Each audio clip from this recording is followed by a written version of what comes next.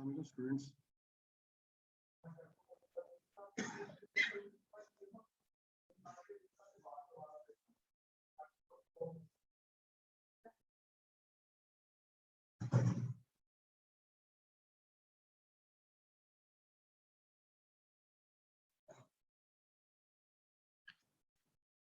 जी अस्सलाम वालेकुम स्टूडेंट्स।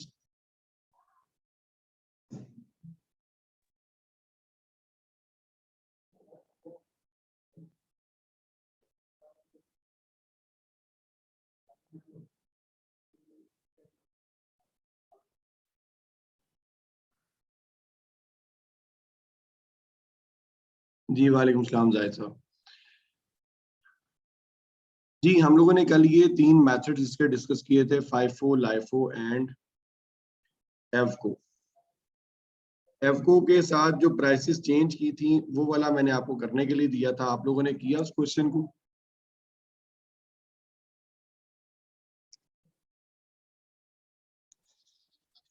जी आप मुझे जरा अगर इसकी वैल्यूज टैली करवा दें। क्लोजिंग स्टॉक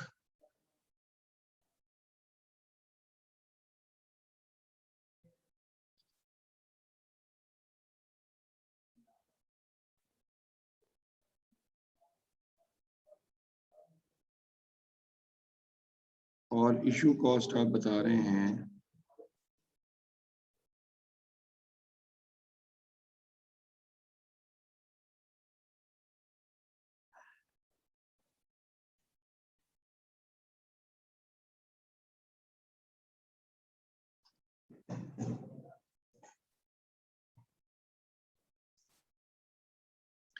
जी इशू कॉस्ट यही है हमारी 19,000 टू 20 सबकी।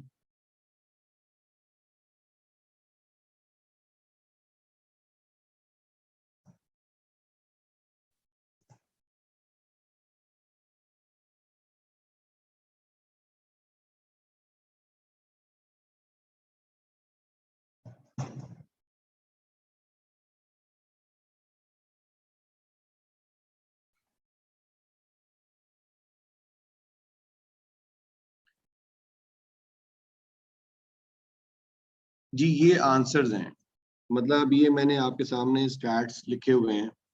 इसमें एक में लिखा हुआ है कि अगर प्राइसेस इंक्रीज हो रही हैं और दूसरे में लिखा हुआ है कि अगर प्राइसेस डिक्रीज हो रही हैं। अगर प्राइसेस इंक्रीज हो रही हैं यानी कि जैसे कि वो क्वेश्चन जो मैंने कल आपको करवाए थे, जो मैंने सॉल्व किए थे स्क्रीन पे, उनमें प्राइसेस इंक्रीज हो रही थी क्योंकि जो हमारा ओपनिंग स्टॉक था उसका रेट 10 था। फिर जो हमने 3 मई को रिसीविंग की थी वो हमने 12.5 के रेट पे की थी। फिर हमने जो 17 मई को रिसीविंग की थी उसका रेट 15 हो गया था। तो प्राइसेस इंक्रीज होती जा रही थी। तो उसके मुताबिक जो क्लोजिंग स्टॉक की वैल्यूज हैं वो ये आती हैं और इशू कॉस्ट ये आती है जो आपके सामने भी शो हो रही है। अब अगर प्राइसेस डिक्रीज करें तो प्राइसेस डिक्रीज के साथ हमारी क्लोजिंग स्टॉक की वैल्यूज ये हैं और इशू कॉस्ट की इंफॉर्मेशन ये जो आपकी स्क्रीन पे शो हो रही है अभी।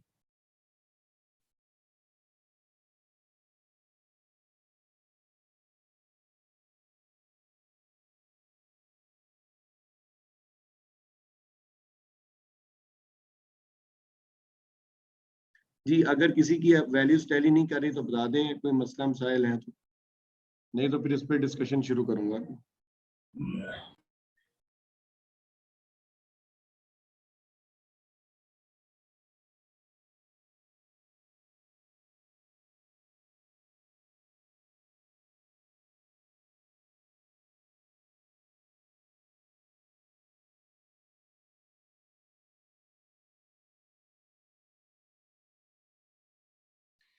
अब इसमें अगर हम लोग करते हैं इसको देखें जी, अब बात पहले हो रही है कि अगर प्राइसेस इंक्रीज होती हैं। अब ये रैंकिंग है यानी कि ये अब कंपैरिजन में बात होगी क्योंकि ये चीजें थ्योरेटिकली कंपैरिजन में पूछी जाती हैं कि अगर प्राइसेस इंक्रीज हो रही हैं, अगर प्राइसेस क्या हो रही हैं, इंक्रीज हो रही हैं, तो पहले हम बात करते हैं क्लोजिंग स्टॉक की। क्लोजिंग स्टॉक की सबसे ज्यादा वैल्यू फाइफो में आएगी। क्लोजिंग स्टॉक की सबसे ज्यादा वैल्यू किस में आएगी? फाइफो में आएगी।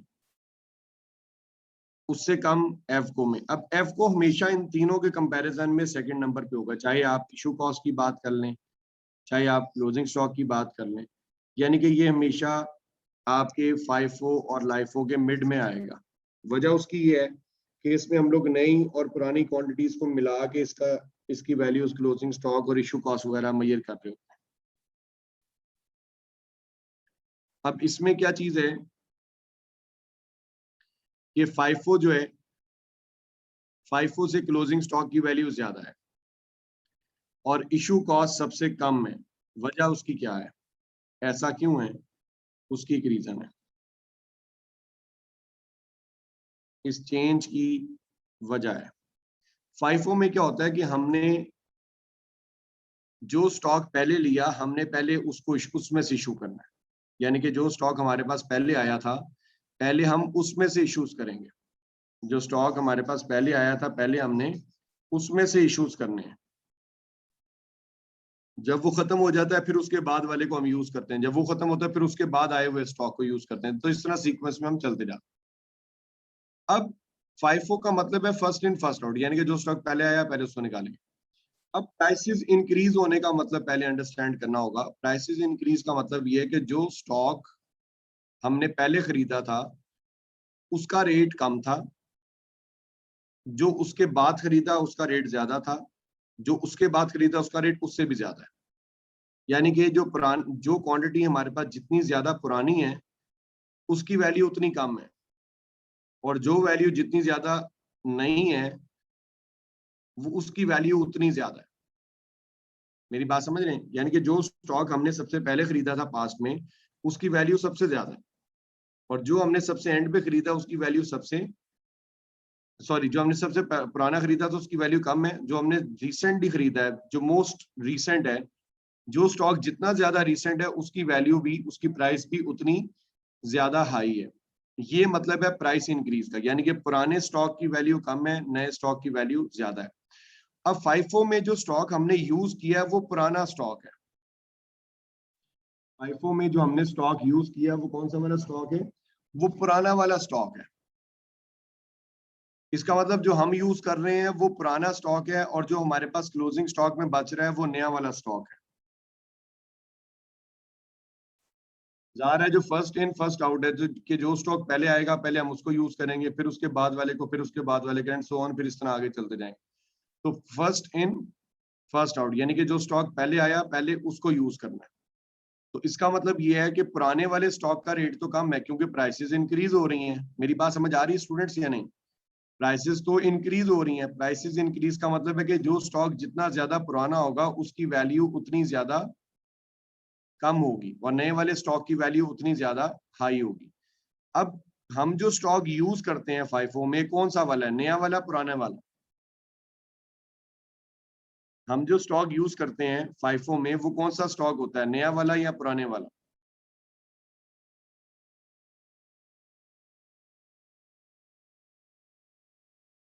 पुराने वाला, बिल्कुल ठीक है, ओल्ड स्टॉक हम यूज करते हैं। मुझे अब ये बताएं कि पुराने स्टॉक का रेट ज्यादा है या कम है? अगर प्राइसेस इंक्रीज हो रही हैं तो पुराने स्टॉक का रेट ज्यादा है या कम है?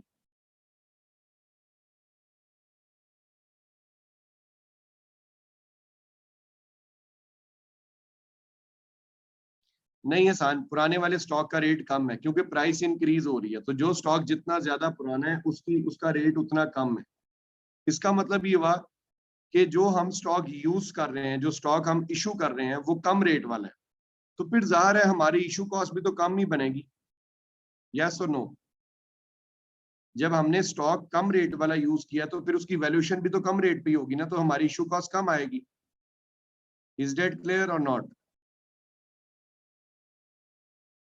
और जो हमारे पास क्लोजिंग स्टॉक में स्टॉक आ रहा है वो कौन सा वाला, नया वाला या पुराने वाला में से? क्लोजिंग स्टॉक में कौन से वाला स्टॉक आ रहा होगा, नए वाले में से या पुराने वाले में से? न्यू वाले में से, क्योंकि पुराने वाला तो हमने यूज किया है।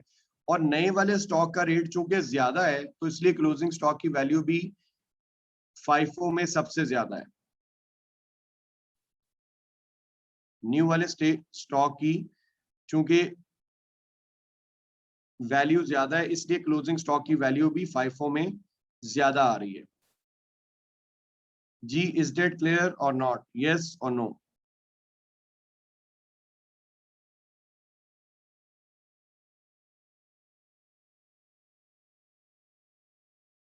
सो FIFO क्लियर हो गया प्राइस इंक्रीज के साथ।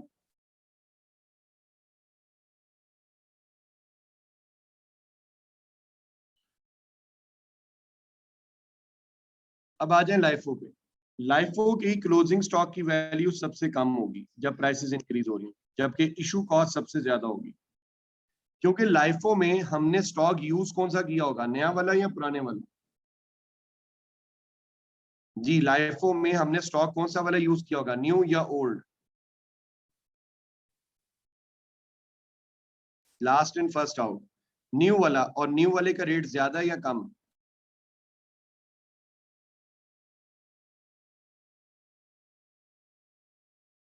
न्यू वाले स्टॉक का रेट ज्यादा है, तो जाहिर है फिर उसकी वैल्यू भी ज्यादा चार्ज होगी। तो इसका मतलब हम जो स्टॉक यूज कर रहे हैं लाइफो में वो नया वाला स्टॉक है, और नए वाले स्टॉक का रेट क्या है, ज्यादा है।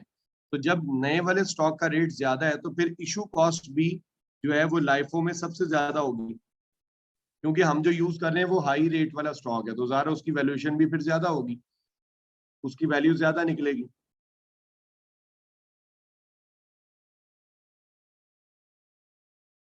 जबकि क्लोजिंग स्टॉक, हमारे पास स्टॉक में बच कौन सा वाला रहा होगा, नया वाला या पुराने वाला?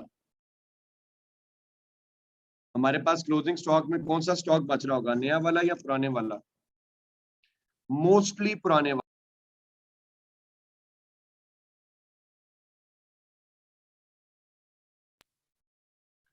मोस्टली पुराने वाला होगा।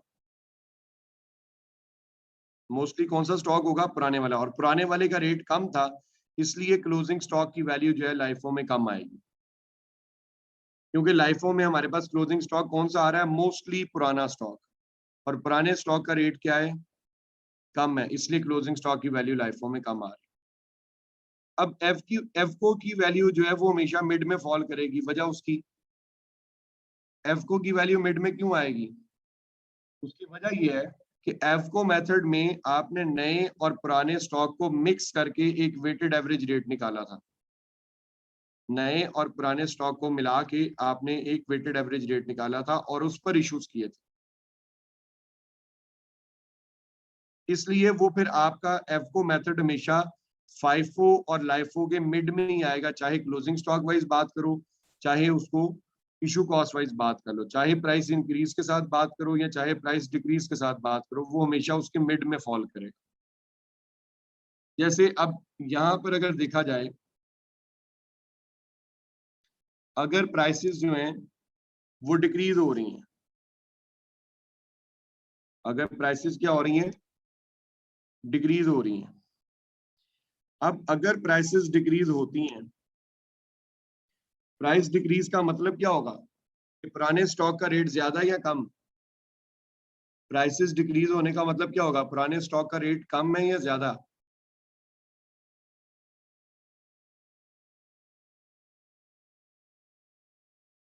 प्राइसेस इंक्रीज होने का, प्राइसेस डिक्रीज होने का मतलब क्या है, पुराने स्टॉक का रेट ज्यादा है या कम? कमर, प्राइसेस डिक्रीज हो रही हैं, प्राइसेस डिक्रीज होने का मतलब पुराने स्टॉक का रेट ज्यादा या कम? पुराने स्टॉक का रेट कमर साहब ज्यादा होगा, नए वाले स्टॉक का रेट कम होगा, तभी प्राइस डिक्रीज होगी ना। यानी कि जो क्वांटिटी जितनी ज्यादा पुरानी होगी उसका रेट उतना ज्यादा होगा, और जो स्टॉक जितना ज्यादा नया है उसका रेट उतना कम होगा, क्योंकि प्राइसेस डिक्रीज हो रही हैं। यानी कि अब जो हम स्टॉक खरीद रहे हैं वो कम प्राइस पे है, पुराना स्टॉक जो हमने खरीदा हुआ था वो ज्यादा प्राइस पे था। ठीक है। अब जब प्राइसेस डिक्रीज हो रही हैं तो क्लोजिंग स्टॉक की सबसे ज्यादा, अच्छा अब भी एफ को जो है वो सेकंड नंबर पर ही रहेगा, एफ को अभी भी सेकंड नंबर पर ही रहेगा, प्राइस इंक्रीज हो या डिक्रीज हो, ये सेकंड नंबर पर ही आए। क्लोजिंग स्टॉक की वैल्यू लाइफो में ज्यादा होगी। वजह, लाइफो में क्लोजिंग स्टॉक की वैल्यू ज्यादा क्यों होगी, क्योंकि लाइफो में हमारे पास मोस्टली स्टॉक कौन सा वाला होता है, पुराने वाला स्टॉक। लाइफो में हमारे पास क्लोजिंग स्टॉक कौन सा वाला ज्यादातर होता है, पुराना स्टॉक ज्यादातर हमारे पास क्लोजिंग स्टॉक में आता है। और चूंकि पुराने वाले स्टॉक का रेट ज्यादा है, इसलिए क्लोजिंग स्टॉक की वैल्यू लाइफो में ज्यादा आ रही है। और इशू कॉस्ट सबसे कम लाइफों में है, इशू कॉस्ट सबसे कम लाइफों में है। वजह, क्लोजिंग स्टॉक सबसे कम किसमें है? लाइफों में। वजह क्या है? वजह उसकी ये है कि जो स्टॉक हमने यूज किया है वो ज्यादातर नया वाला स्टॉक है और नए वाले स्टॉक का रेट कम है, इशू कॉस्ट हमारी लाइफों में कम आ रही है, इशू कॉस्ट हमारी लाइफों में कम आ रही है। जबकि फाइफो में क्लोजिंग स्टॉक की वैल्यू सबसे कम है और इशू कॉस्ट सबसे ज्यादा है। वजह, फाइफो में हमने यूज कौन सा वाला किया? पुराने वाला स्टॉक, और पुराने वाले का रेट क्या था? ज्यादा, इसलिए इशू कॉस्ट सबसे ज्यादा फाइफो में आ रही है। और क्लोजिंग स्टॉक कौन सा वाला आ रहा है? नए वाले स्टॉक में से, और नए वाले स्टॉक का रेट क्या है? कम, इसलिए क्लोजिंग स्टॉक की वैल्यू फाइफो में कम आ रही है।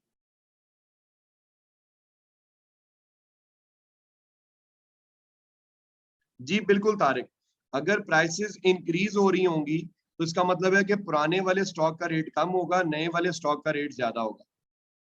लेकिन अगर प्राइसेस डिक्रीज हो रही हैं तो उसका मतलब है कि पुराने स्टॉक का जो रेट है वो ज्यादा था, नए वाले स्टॉक का रेट कम है।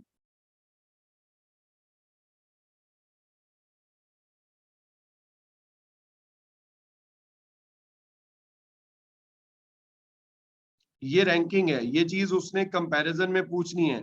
वो आपको अक्सर क्वेश्चंस के अंदर बताएगा कि जी अगर प्राइसेस इंक्रीज हो रही हैं तो क्लोजिंग स्टॉक, मतलब स्टेटमेंट ऐसी देगा कि अगर प्राइसेस इंक्रीज होती हैं तो क्लोजिंग स्टॉक की वैल्यू फाइफो में ज्यादा होगी एज कम्पेयर टू लाइफो या एज कम्पेयर टू एफको। ये स्टेटमेंट ट्रू है फॉल्स है, इस तरह से उसने टेस्ट करनी है।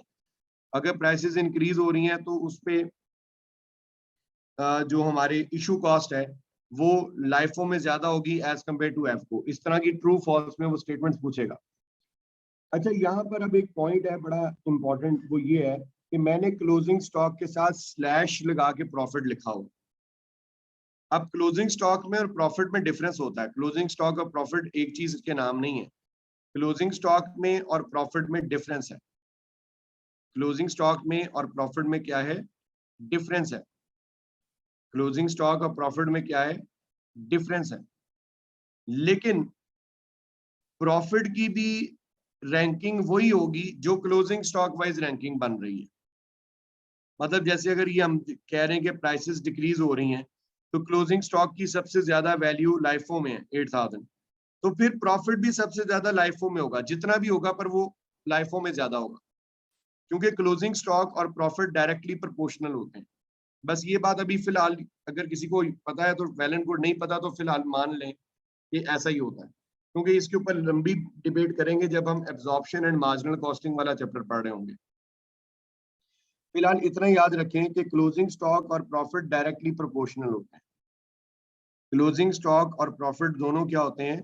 डायरेक्टली प्रोपोर्शनल होते हैं।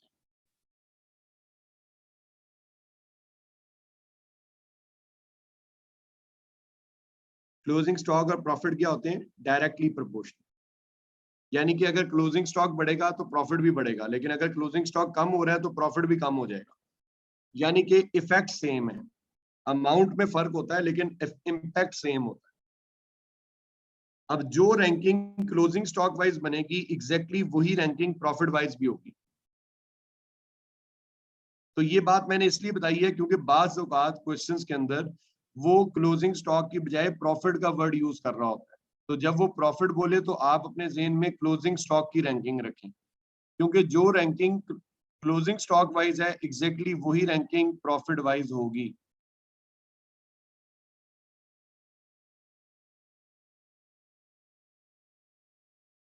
जो रैंकिंग क्लोजिंग स्टॉक वाइज है एग्जैक्टली वही रैंकिंग प्रॉफिट वाइज होगी। Is that clear?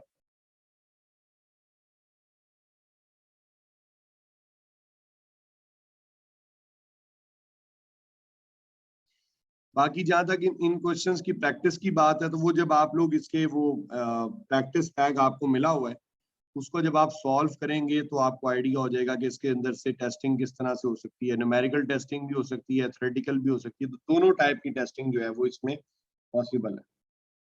दोनों किस्म की टेस्टिंग वो कर सकता है।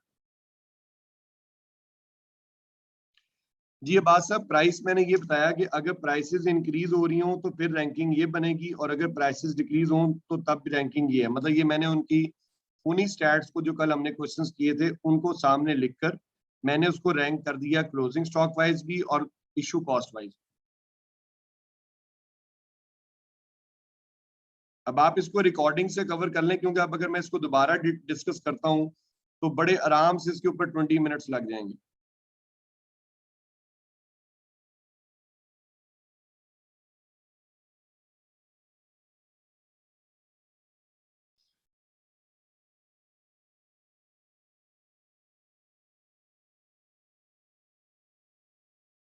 जज़ाकल्लाह साहब, ये हो जाएगा रिकॉर्डिंग में कवर, मतलब इसमें कोई ऐसी साइंस नहीं थी। अच्छा, अब हम लोग आगे मूव कर रहे हैं जी, स्टॉक आउट कॉस्ट। हमें पहले इस चीज को अंडरस्टैंड करना है कि स्टॉक आउट होता क्या है, यानी कि स्टॉक आउट कहते हैं किसको है। स्टॉक आउट का मतलब होता है स्टॉक का ना होना या स्टॉक का खत्म हो जाना, उसको कहते हैं स्टॉक आउट सिचुएशन। स्टॉक का खत्म हो जाना या स्टॉक का ना होना, उसको कहा जाता है स्टॉक आउट सिचुएशन। जी हसान, मैं उसको भी डिस्कस करता हूँ, पहले अभी ये इधर मेरे साथ जरा इसी तरफ आ जाए। अगर मैं कहता हूं कि अगर किसी कंपनी की के पास स्टॉक खत्म हो जाए, अगर किसी कंपनी के पास जो स्टॉक है वो खत्म हो जाए, क्या होगा?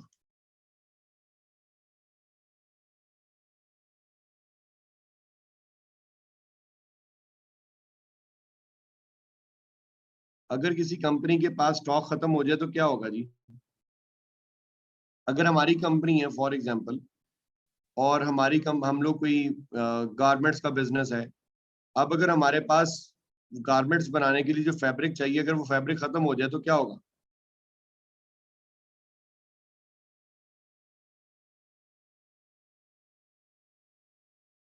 नहीं, आउट ऑफ स्टॉक तो हो जाएगा तारिक साहब, असल में होगा ये जी अमजद साहब, कि प्रोडक्शन नहीं होगी, यानी कि आपकी प्रोडक्शन रुक जाएगी, प्रोडक्शन स्टॉप हो जाएगी। देखिए, अगर हमारी प्रोडक्शन बहुत कम रह गई है या हमारी प्रोडक्शन स्टॉप हो गई है, रुक गई है, सॉरी हमारा स्टॉक खत्म हो गया है, सो इससे होगा ये कि हमारी प्रोडक्शन रुकेगी, हमारी प्रोडक्शन रुक जाएगी।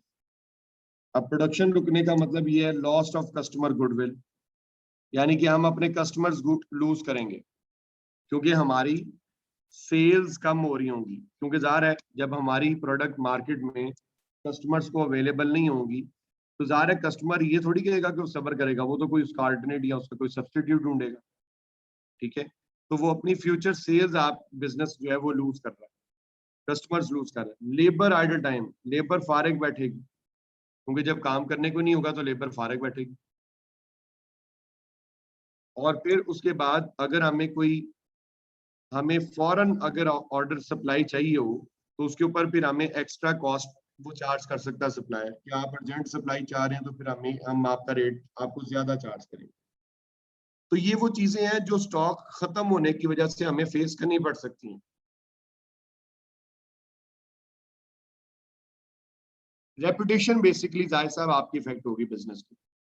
अब देखिए, अगर हमारी कस्टमर हमारे इफेक्ट हो सकते हैं प्रोडक्ट स्टॉक ना होने की वजह से, इसका मतलब अब देखो किसी भी बिजनेस के लिए स्टूडेंट्स याद रखिएगा, किसी भी बिजनेस के लिए जो सबसे ज्यादा वैल्यूएबल एसेट होता है, किसी भी बिजनेस का सबसे बड़ा जो एसेट होता है, वैल्यूएबल एसेट, वो उसके कस्टमर्स होते हैं। किसी भी बिजनेस के लिए उसका सबसे बड़ा एसेट क्या है? उसके कस्टमर्स। क्योंकि आप देखें कोई कंपनी बड़ा ही बहुत बड़ा लग्जरी सेटअप लगा ले, बहुत ह्यूज इन्वेस्टमेंट कर ले, टेक्नोलॉजी लेटेस्ट से लेटेस्ट ले आए, मतलब पूरा अपडेटेड इंफ्रास्ट्रक्चर लगा ले, बट स्टिल अगर उसके पास कस्टमर्स नहीं है तो वो सब कुछ बेकार है। तो यानी कि किसी भी बिजनेस का सबसे बड़ा जो एसेट है वो उसके कस्टमर्स हैं, क्योंकि कस्टमर्स होंगे तो सब चीजें हैं, अगर कस्टमर्स नहीं है तो सब कुछ बेकार है। तो इसका इट मीन्स कि अगर हमारी स्टॉक आउट सिचुएशन रेज होती है, यानी कि अगर हमारा स्टॉक आउट अराइज होता है, स्टॉक आउट सिचुएशन क्रिएट होती है, तो इससे हमारा बिजनेस काफी बुरे तरीके से इफेक्ट हो सकता है। अगर हमारे बिजनेस में स्टॉक आउट सिचुएशन आती है तो उससे हमारी बिजनेस को काफी ज्यादा सफर करना पड़ सकता है। सो हमने कंपनी ने ये कोशिश करनी है कि वो स्टॉक आउट सिचुएशन रेज ना होने दे, क्योंकि ऐसा करने से हम अपना most valuable asset customer lose कर सकते हैं। सो इसके लिए अगर हमने स्टॉक आउट सिचुएशन को अवॉइड करना है तो उसके लिए जरूरी है कि हम फिर अपना स्टॉक लेवल मैक्सिमम रखें, अपने पास होल्ड करके रखें। अपना स्टॉक लेवल क्या रखें, हाई स्टॉक क्वांटिटी जो है वो अपने पास होल्ड रखें। अगर हम थोड़ी थोड़ी क्वांटिटी अपने पास होल्ड करेंगे तो स्टॉक आउट की चांसेस ज्यादा होंगे, लेकिन अगर हम ज्यादा क्वांटिटी होल्ड करके चलेंगे तो फिर स्टॉक आउट की प्रोबेबिलिटी कम हो जाएगी।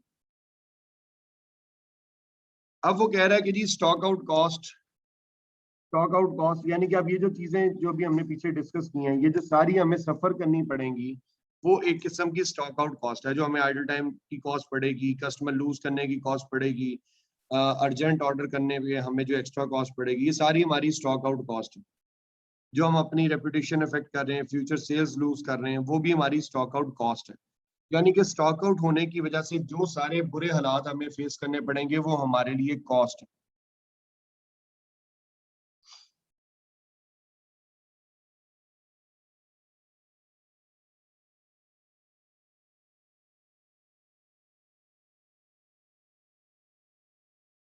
लेकिन अब प्रॉब्लम यहाँ पर ये है, अब मेरी बात जरा गौर से सुने, प्रॉब्लम ये है कि अगर हम लोग स्टॉक आउट सिचुएशन को अवॉइड करना चाहते हैं तो हमें फिर लार्ज क्वांटिटी मटेरियल की अपने पास मेंटेन करनी। अगर हम लार्ज क्वांटिटी मटेरियल की अपने पास होल्ड करते हैं तो उसमें प्रॉब्लम ये आता है कि हमें कॉस्ट, होल्डिंग कॉस्ट एक्स्ट्रा पड़ती है। यानी कि स्टॉक को होल्ड करने की कॉस्ट हमें एडिशनल कॉस्ट पड़ती है। तो ये भी इश्यूज हैं। अगर हम ज्यादा क्वांटिटी अपने पास होल्ड करेंगे तो उसके ऊपर उस स्टॉक की वजह से, उस स्टॉक को होल्ड करने की वजह से, लार्ज क्वांटिटी होल्ड करने की वजह से हमें ज्यादा होल्डिंग कॉस्ट पड़ेगी। अब प्रॉब्लम ये है कि अगर हम होल्डिंग कॉस्ट कम करना चाहते हैं तो उसका हल ये है कि थोड़े थोड़े यूनिट्स ऑर्डर करो। अगर हम थोड़ी थोड़ी क्वांटिटी परचेज करो, small size of quantity purchase करो।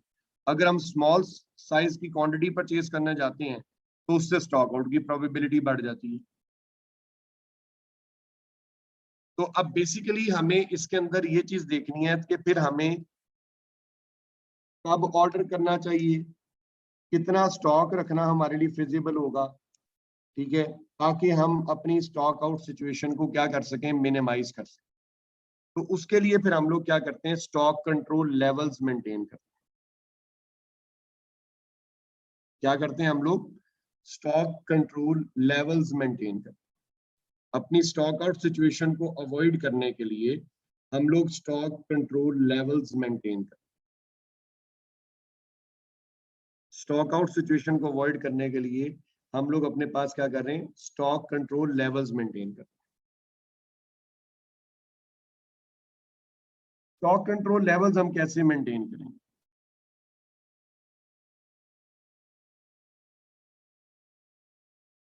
से कि जी ये आपका एक स्टॉक लेवल है। इस लेवल पे हमने 3 पॉइंट्स मार्क कर लिए।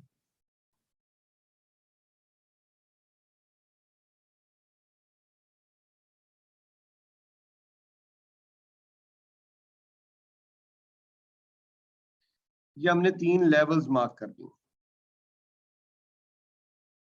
इन लेवल्स के नाम क्या हैं, सबसे पहले है जी मैक्सिमम लेवल, सेकंड है रीऑर्डर लेवल, फिर है मिनिमम लेवल।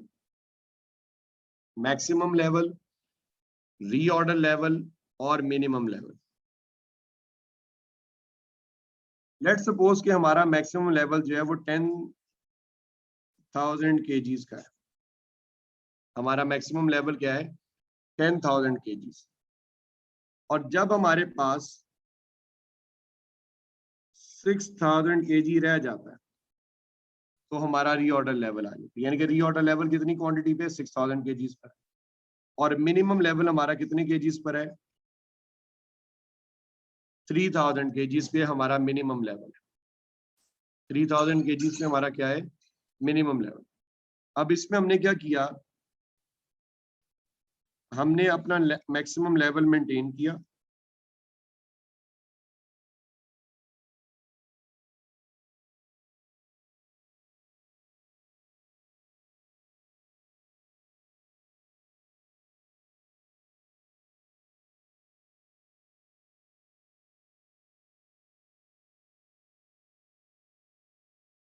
ये इस तरीके से हमारा यूजेज होता है।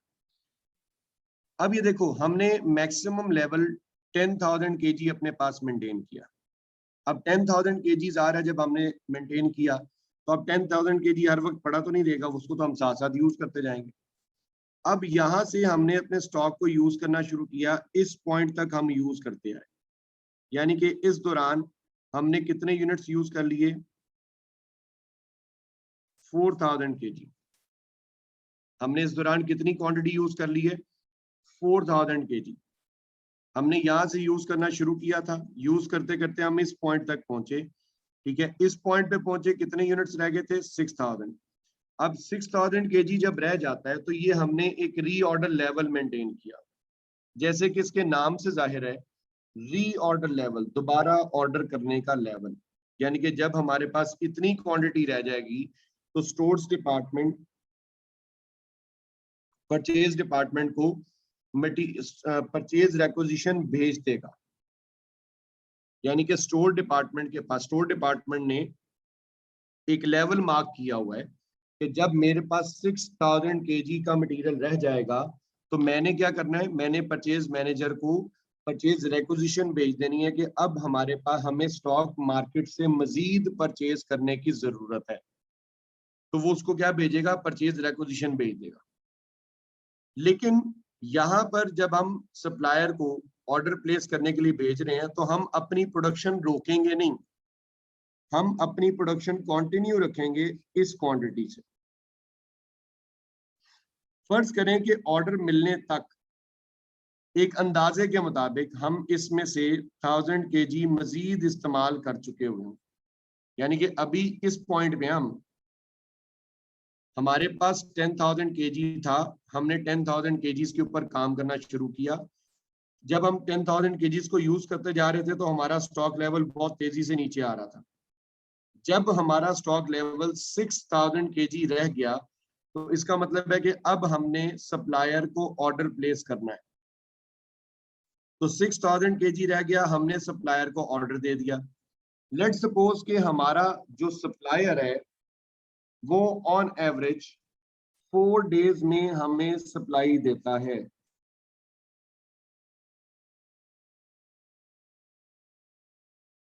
सप्लाई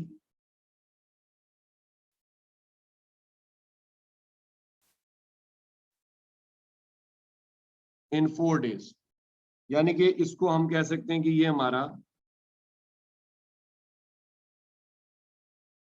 लीड टाइम, नहीं रीऑर्डर पीरियड नहीं कहेंगे जाहिद साहब, लीड टाइम कहेंगे। लीड टाइम होता है ऑर्डर करने से लेकर ऑर्डर रिसीव करने तक का टाइम। ऑर्डर करने से लेकर ऑर्डर रिसीव करने तक का टाइम। फॉर एग्जांपल, अगर मैं आज ऑर्डर कोई प्लेस करता हूं और मुझे मेरा ऑर्डर 2 दिन के बाद मिल जाए, मैंने आज ऑर्डर किया और मुझे मेरा ऑर्डर 2 दिन के बाद मिल गया, तो मेरा लीड टाइम इज 2 डेज। मेरा लीड टाइम क्या होगा, 2 डेज। यानी कि इसमें कहीं पेमेंट की बात नहीं हो रही, हो सकता है पेमेंट आप 5 महीने बाद करें, 6 महीने बाद करें, पेमेंट की बात नहीं है। ऑर्डर, मेरी बात तवज्जो से सुने, बात ऑर्डर करने से लेकर ऑर्डर रिसीव करने तक का टाइम, ऑर्डर करने से लेकर ऑर्डर रिसीव करने तक का टाइम, उसको लीड टाइम कहते हैं। इसमें कहीं पेमेंट की जिक्र नहीं हुआ। मैंने आज ऑर्डर किया, 2 दिन के बाद ऑर्डर मिल गया, तो जो 2 डेज है वो मेरा क्या कहलाएगा, लीड टाइम। गॉट इट जी। अच्छा, अब coming back to the point, अब हमने, जब हमारे पास 6000 केजी रह गया तो अब हमने सप्लायर से क्या करना है, ऑर्डर प्लेस करना है। अभी तक हम कितनी क्वांटिटी यूज कर चुके हैं, 4000 केजी हम यूज कर चुके हैं। और एक अंदाजे के मुताबिक ज़ाहिर है अगर हम आज ऑर्डर करेंगे तो सप्लायर तो हमें सप्लाई देगा नेक्स्ट 4 डेज में। सप्लायर हमें सप्लाई कब देगा? नेक्स्ट 4 डेज में सप्लाई देगा। तो एक रफ आइडिया के मुताबिक हम नेक्स्ट 4 डेज तक, जब तक हमें ऑर्डर रिसीव होगा, तब तक इसमें से, जब तक हमें हमारा ऑर्डर रिसीव होगा, उस ऑर्डर के रिसीव होने तक हम इसमें से मजीद 1000 केजी इस्तेमाल कर चुके हुए होंगे। हम मजीद इसमें से 1000 केजी इस्तेमाल कर चुके हुए होंगे। तो अब जब हम 6000 केजी यानी कि इस पॉइंट पे जब हम ऑर्डर प्लेस करेंगे तो हम ऑर्डर 4000 केजीज का नहीं करेंगे, हम ऑर्डर प्लेस करेंगे 5000 केजीज का। हम ऑर्डर प्लेस करेंगे कितने का? 5000 केजीज का।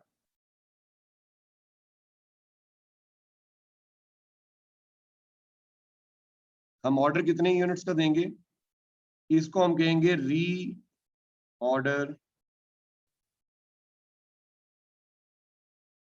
क्वांटिटी। री ऑर्डर क्वांटिटी।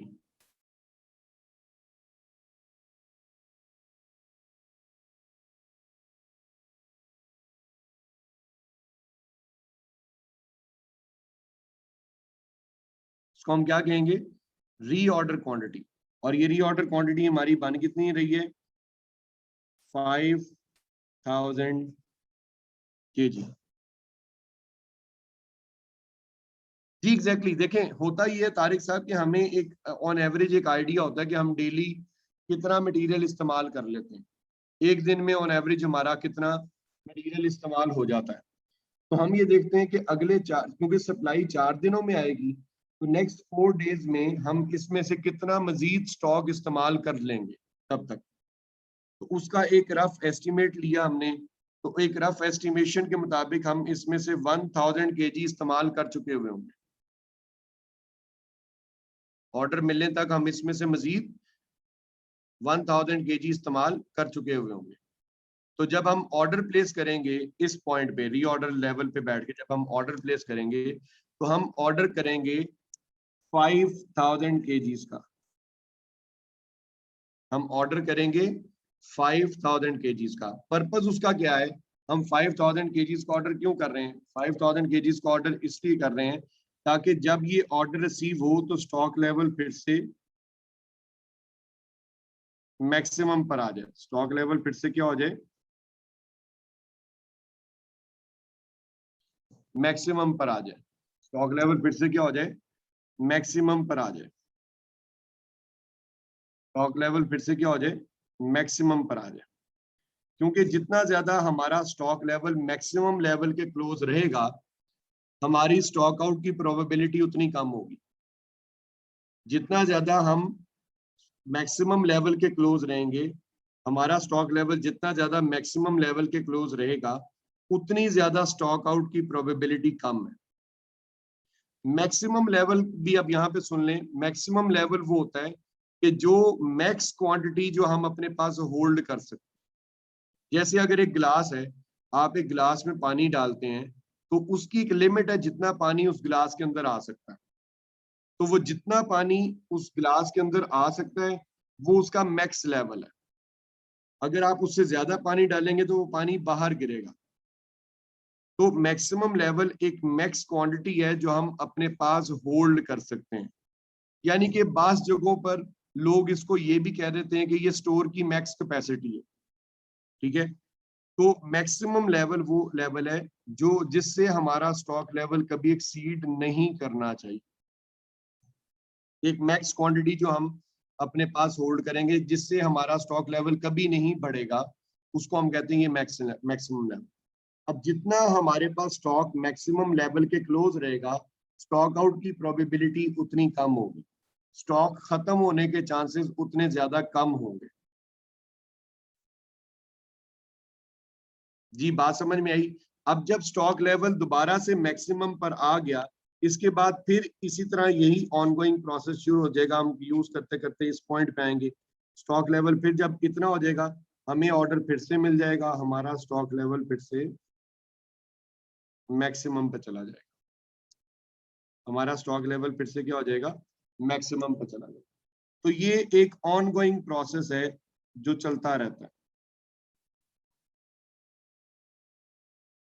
स्टॉक खत्म होने वाला है, हम मजीद ऑर्डर करके उसको जैसे ही इस पॉइंट पे पहुंचे, ऑर्डर मिला, फिर स्टॉक लेवल मैक्सिमम पे आ गया, इस तरह सो ऑन आगे ये चलता जाए।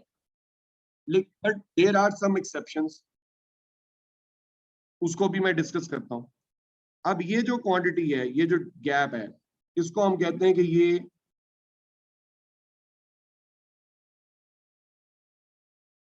इसको हम कहते हैं कि ये हमारा सेफ्टी स्टॉक है।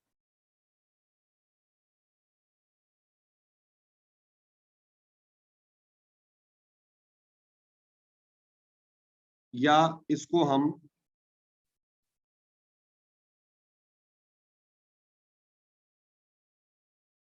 बफर स्टॉक भी कहते हैं, सेफ्टी स्टॉक या बफर स्टॉक,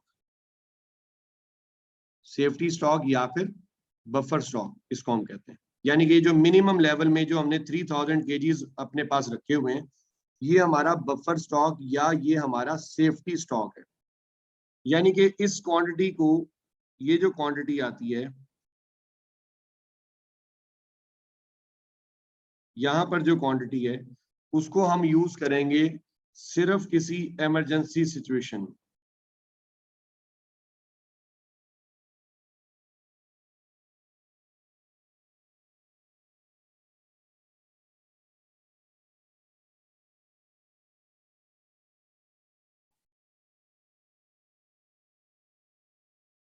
अनएक्सपेक्टेड सिचुएशन,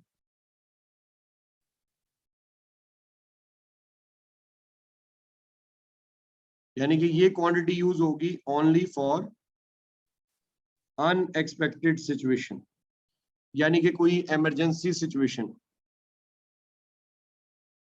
बेटा अभी मैंने एवरेज स्टॉक नहीं जायज साहब बताया, ठीक है।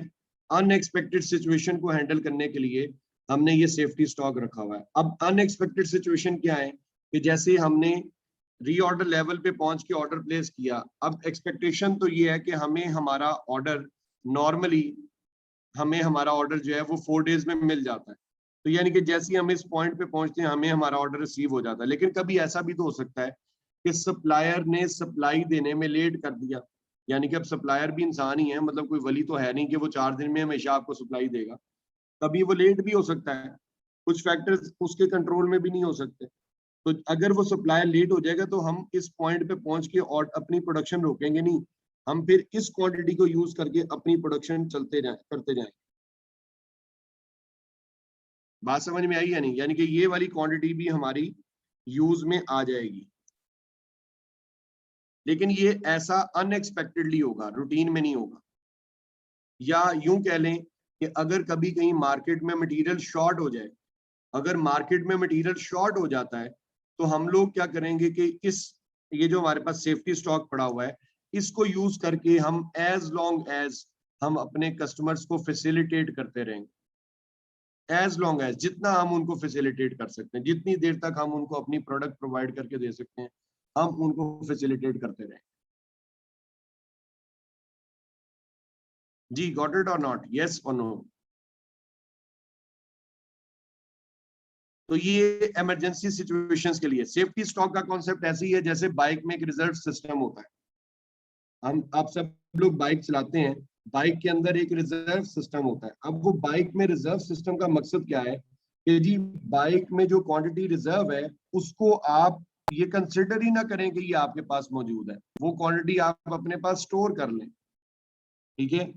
उसके अलावा आप फ्यूल कंज्यूम करें, यानी कि जो रिजर्व लेवल है कि जब आपका रिजर्व लगता है तो समझे कि रिजर्व लेवल, रिजर्व लगना मतलब इस स्टॉक के फ्यूल खत्म हो गया। अब जो क्वांटिटी रिजर्व में पड़ी हुई है, उस रिजर्व लगने से पहले पहले आपने फ्यूल रिफिल करते रहे, ताकि जो क्वांटिटी आपने रिजर्व की है वो इस्तेमाल में ना आए। अब जो क्वांटिटी आपने रिजर्व की हुई है उसको आप सिर्फ अनएक्सपेक्टेड सिचुएशंस में आप उसको जो है वो यूज करेंगे। जैसे अगर आप रोड पे जा रहे हैं, गर्मी है और अचानक फ्यूल जो है वो बाइक में रिजर्व लग गया, अब अगर तो आपने रिजर्व में वो रिजर्व क्वांटिटी अपने पास होल्ड की होगी, तो वो क्वांटिटी आपको किसी नियरेस्ट पेट्रोल पंप तक ले जाएगी और आप सड़क पे ख्वार होने से बच जाएंगे। लेकिन अगर आप चला ही रिजर्व पे रहे हैं, वो तो फिर आपकी अपनी बेवकूफ़ी है, स्टॉक आउट होगा, पेट्रोल खत्म हो जाएगा और जो उसके सर्कमस्टांसेस होंगे वो आपको बेयर करने पड़ेंगे। तो हमने मिनिमम लेवल को, बाज लोग कहते हैं कि ये हमारा सेफ्टी स्टॉक है, मिनिमम लेवल को बाज लोग क्या कह देते हैं कि ये हमारा क्या है, सेफ्टी स्टॉक लेवल है। जी, is that clear or not, yes or no?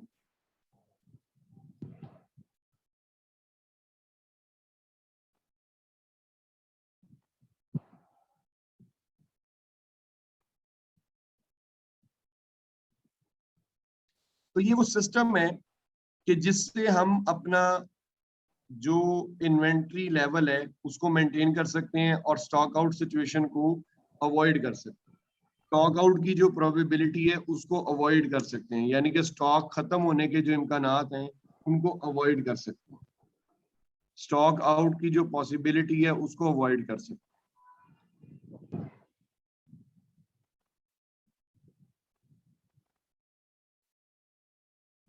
अच्छा, अब यहाँ पे एक छोटा सा पॉइंट और भी सुन लें कि ये जरूरी नहीं है कि स्टॉक आउट लेवल 0 होगा तो स्टॉक आउट है।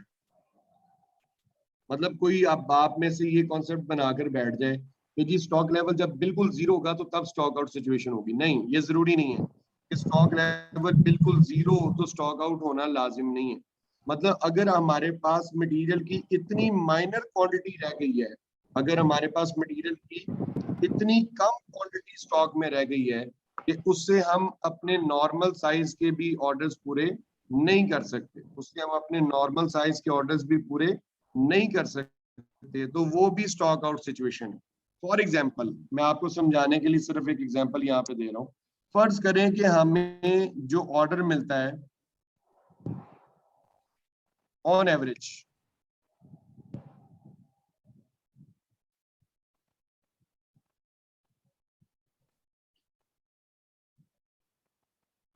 On average an order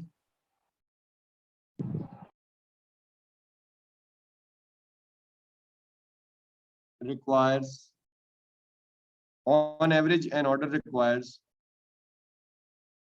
200 kgs, यानी कि हमें ऑन एवरेज जो भी ऑर्डर मिलता है उस ऑर्डर को पूरा करने के लिए हमें 200 kgs की जरूरत होती है। मटेरियल कितना चाहिए होता है, 200 kgs। यानी कि जब भी हमें कोई ऑर्डर मिलता है तो उस ऑर्डर को पूरा करने के लिए ऑन एवरेज हमें कितना मटेरियल रिक्वायर्ड होता है, 200 kgs। 200 kg मटेरियल हमें रिक्वायर्ड होता है। लेकिन अगर फर्ज करो कि मेरे पास स्टॉक में सिर्फ 80 kg पड़ा हुआ है, मेरे पास स्टॉक में सिर्फ कितना पड़ा हुआ है, 80 kg, यानी कि इस 80 kg से मैं अपने नॉर्मल साइज का ऑर्डर भी पूरा नहीं कर सकता। मैं 80 kg से अपने नॉर्मल साइज का ऑर्डर भी पूरा नहीं कर सकता। मेरी बात समझ आ रही है? मैं 80 kg से अपने नॉर्मल साइज का ऑर्डर भी पूरा नहीं कर सकता। तो ये भी मेरी स्टॉक आउट सिचुएशन, यानी कि ये लाजिम नहीं है कि स्टॉक लेवल बिल्कुल 0 हो जाएगा तो हम कह देंगे कि भी हाँ भी ये स्टॉक आउट सिचुएशन होगी, नहीं। अगर हमारे पास स्टॉक इतनी माइनर क्वांटिटी में रह गया कि उससे हम अपने नॉर्मल साइज का ऑर्डर भी पूरा नहीं कर सकते, तो वो भी स्टॉक आउट सिचुएशन है। यानी कि अगर हमारे पास इतनी माइनर क्वांटिटी रह गई कि हम अपने नॉर्मल साइज का ऑर्डर पूरा नहीं कर सकते और हमें कस्टमर को रिफ्यूज करना पड़ रहा है, तो ये भी स्टॉक आउट सिचुएशन कहलाएगी।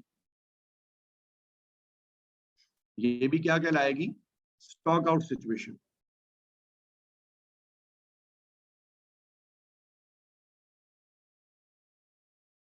जी स्टूडेंट्स, अब आपको ये नहीं नहीं डिमांड देखिए, मेरी बात सुने।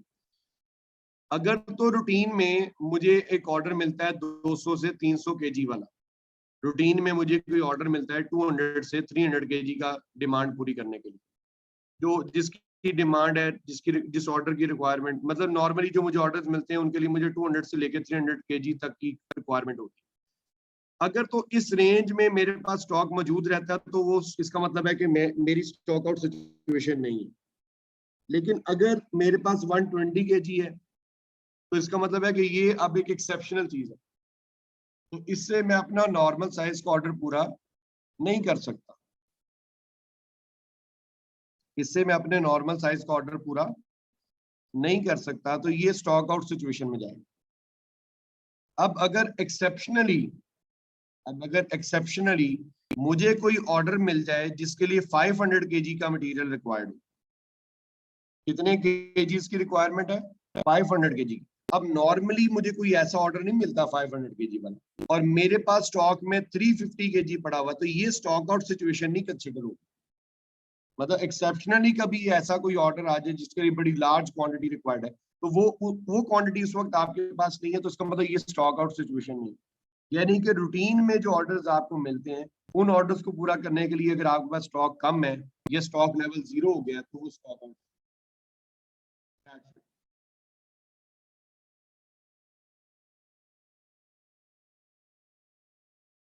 जी क्लियर हो गया यहाँ तक? जी यहाँ तक क्लियर है?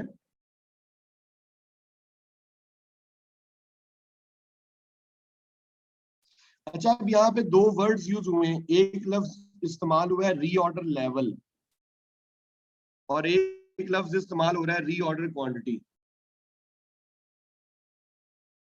यहाँ पे दो लफ्ज इस्तेमाल हो रहे हैं, रीऑर्डर लेवल और दूसरा वर्ड यूज हो रहा है रीऑर्डर क्वांटिटी। अब रीऑर्डर लेवल का क्या मतलब है? रीऑर्डर लेवल का मतलब, देखो दोनों में रीऑर्डर का वर्ड आ रहा है, लेकिन दोनों के कॉन्सेप्ट में फर्क है। एक है रीऑर्डर लेवल और दूसरा लफ्ज है रीऑर्डर क्वांटिटी। जब हम कहते हैं रीऑर्डर लेवल, जब हम कहते हैं रीऑर्डर लेवल, तो रीऑर्डर लेवल का मतलब ये होता है कि हमने जब इतना स्टॉक रह जाएगा तो ऑर्डर कर दें। यानी कि जैसे यहाँ पे 6000 kg लिखा हुआ है, तो 6000 kg हमारा क्या है? Reorder level. यानी कि जब हमारे पास स्टॉक में 6000 kg रह जाएगा तो हम ऑर्डर प्लेस कर। अब रीऑर्डर क्वांटिटी ये कहती है कि हम ऑर्डर कितने यूनिट्स का करेंगे, यानी कि जो हम ऑर्डर करेंगे वो कितने यूनिट्स का होगा, वो रीऑर्डर क्वांटिटी है। जब 6000 kg रह जाएगा तो ऑर्डर करेंगे, लेकिन ऑर्डर करेंगे कितना, वो रीऑर्डर क्वांटिटी। कब ऑर्डर करना है? Reorder level. जब 6000 रह जाएगा ऑर्डर कर देना। कितना ऑर्डर करना है? That is reorder quantity. कब ऑर्डर करना है? Reorder level. कितना ऑर्डर करना है? Reorder quantity. जी गॉट इट? जाहिद हुसैन देखो, मिनिमम लेवल वो है, मिनिमम लेवल वो क्वांटिटी है जो हर वक्त हमारे पास स्टॉक में मौजूद रहती है। मिनिमम लेवल वो क्वांटिटी है जो हर वक्त हमारे पास स्टॉक में मौजूद रहती है, जिसको हम अपने नॉर्मल इस्तेमाल में नहीं लाते, जिसको हम नॉर्मल इस्तेमाल में नहीं लेकर आते, जिसको हमने रखा हुआ है, सेव किया हुआ है किसी अनएक्सपेक्टेड या किसी इमरजेंसी सिचुएशन को में उसको यूटिलाइज करने के। That is minimum level. और मैक्सिमम लेवल का मतलब है कि जिससे हमारा स्टॉक लेवल कभी एक्सीड नहीं करना चाहिए, यानी कि वो मैक्स क्वांटिटी जो हम अपने पास होल्ड कर सकते हैं मटेरियल की, वो मैक्सिमम लेवल। जैसे अगर एक बाइक है, एक बाइक में जो आप फ्यूल रिजर्व कर लेते हैं, that is the safe minimum level. यानी कि जो आपका रिजर्व लेवल है वो आपका क्या है? Minimum level. और एक जो आपका बाइक का जो टैंक है, उसमें जितने लीटर फ्यूल आ जाए मैक्सिमम, वो उसका वो मैक्सिमम लेवल है। अगर उससे ज्यादा डालोगे तो बाहर गिरेगा।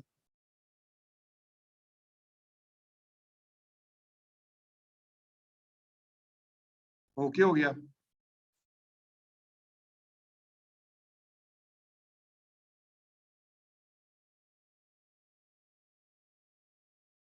चलें, अब इसके कुछ फॉर्मूलाज हैं। जैसे रीऑर्डर लेवल का फॉर्मूला। रीऑर्डर लेवल देखें, जब हम अपना रीऑर्डर लेवल स्टूडेंट सेट कर रहे होते हैं, तो हमारा मकसद ये है, जब हम अपना रीऑर्डर लेवल सेट कर रहे हैं तो हमारा ऑब्जेक्टिव ये है, हमारा पर्पस ये है कि हम रीऑर्डर लेवल इस तरह का सेट करें कि जिससे हमारे स्टॉक आउट की प्रोबेबिलिटी खत्म हो जाए, यानी कि स्टॉक आउट के चांसेस खत्म हो जाएं या कम से कम हो जाए। तो जब भी हम अपना रीऑर्डर लेवल सेट करेंगे तो उसमें हम दो चीजों को कंसिडर करेंगे, एक मैक्सिमम यूजेज और दूसरा मैक्सिमम लीड टाइम। फर्क ये है, इनमें फर्क ये है, जब हम कहते हैं मैक्सिमम यूजेज, देखो अगर दो सिचुएशंस हैं जिसमें हमारा स्टॉक आउट होने के चांसेस ज्यादा हैं, एक चीज आ जाती है मैक्सिमम यूजेज, यानी कि अगर हम बहुत ज्यादा मिकदार में स्टॉक को यूज कर रहे हैं, अगर हम स्टॉक को ज्यादा यूजेज करेंगे तो हमारा स्टॉक लेवल बहुत तेजी से डाउन होगा। अगर हम ज्यादा इस्तेमाल करेंगे मटेरियल, तो वो मटेरियल अगर हम डेली बेसिस पे ज्यादा इस्तेमाल करेंगे तो वो स्टॉक जल्दी खत्म होने के चांसेस हैं। जैसे फॉर एग्जांपल, आपको, आप में से किसी को चॉकलेट्स बहुत ज्यादा पसंद है, तो उसने चॉकलेट कैंडीज रख ली हैं अपने पास बहुत ज्यादा। अब अगर वो रोज की एक एक दो दो खाता रहे तो फिर तो वो काफी टाइम निकाल देंगी। लेकिन अगर वो डेली की ज्यादा क्वांटिटी खाना शुरू कर दे तो वो जो पैक है चॉकलेट कैंडीज का, वो जल्दी खत्म हो जाएंगे। तो मैक्सिमम यूजेज का मतलब है कि हम मटेरियल बहुत ज्यादा मिकदार में इस्तेमाल कर रहे हैं। तो अगर हम स्टॉक ज्यादा मिकदार में इस्तेमाल करेंगे तो so there is a chance कि स्टॉक आउट हो जाए, यानी कि मटेरियल ज्यादा इस्तेमाल करने से भी स्टॉक आउट का चांस है। और दूसरा मैक्सिमम लीड टाइम, यानी कि सप्लायर हमें जितना लेट सप्लाई दे सकता है, सप्लायर हमें जितना लेट सप्लाई दे सकता है, जितना डिले सप्लाई दे सकता है, तो वो क्या कहलाएगा। इसमें भी देखो ना, अगर सप्लायर भी जितने अपने टाइम से लेट कर दे सप्लाई को, तो वो जितना ज्यादा लेट करेगा उतना चांस बढ़ता जाएगा स्टॉक आउट का, स्टॉक आउट की प्रोबेबिलिटी उतनी ज्यादा बढ़ती जाएगी। सप्लायर जितना ज्यादा स्टॉक लेट करता जाएगा, लेट डिलीवर करेगा, जितना ज्यादा टाइम लगाएगा स्टॉक डिलीवर करने में, उसमें भी प्रोबेबिलिटी है कि स्टॉक आउट होने के चांसेस। अब आपके पास एक सप्लायर है जिससे आप रूटीन में चीजें खरीदते हैं, कभी वो आपको दूसरे 2 दिन में सप्लाई दे देता है, कभी 3 दिन में देता है, कभी 4 दिन में देता है, कभी 5 दिन में देता है। वैसे ऑन एवरेज वो आपको 2 से 3 दिन में सप्लाई दे देता है, ऑन एवरेज वो आपको दूसरे या तीसरे दिन सप्लाई दे देता है, 3 दिन लगा लें। लेकिन कभी कभार ऐसा भी हुआ है, मतलब ऑन एवरेज वो 3 दिन में सप्लाई देता है, लेकिन कभी ऐसा भी हुआ कि सप्लायर ने सप्लाई देने में 5 दिन लगा, यानी कि ये उसका मैक्सिमम लीड टाइम है। 5 डेज उसका क्या है, मैक्सिमम लीड टाइम। सप्लायर के एंड से जितना मैक्स लेट हो सकता है, आपका पास्ट रिकॉर्ड, आपकी पास्ट एक्सपीरियंस जो उसके साथ जो ट्रेडिंग चली है, उसमें आज तक की सबसे लेट सप्लाई जो उसने आपको दी है वो 5 डेज में दी। So this is the maximum lead time. तो अगर सप्लायर लेट सप्लाई देता है तो उसमें भी देयर इज अ चांस कि आपके स्टॉक आउट हो जाए। हमने जब अपना रीऑर्डर लेवल सेट किया, जब हमने अपना रीऑर्डर लेवल सेट किया, तो हमने दो अपनी एक्सट्रीम सिचुएशंस को, एक मैक्सिमम यूजेज और दूसरा मैक्सिमम लीड टाइम, इन दोनों को कॉम्बो करके इन दोनों की बेस पर हमने अपना रीऑर्डर लेवल सेट किया। यानी कि वो जो दो एक्सट्रीम वर्स्ट सिचुएशंस हैं जो हमें स्टॉक आउट की तरफ लेके जा सकती हैं, हमने उनकी मल्टीप्लीकेशन से अपना रीऑर्डर लेवल डिफाइन किया। सो जब हम इस तरीके से अपना रीऑर्डर लेवल सेट करेंगे तो ये एक सेफर साइड होगी रीऑर्डर लेवल सेट करने। जी, गॉट इट और नॉट, यस और नो?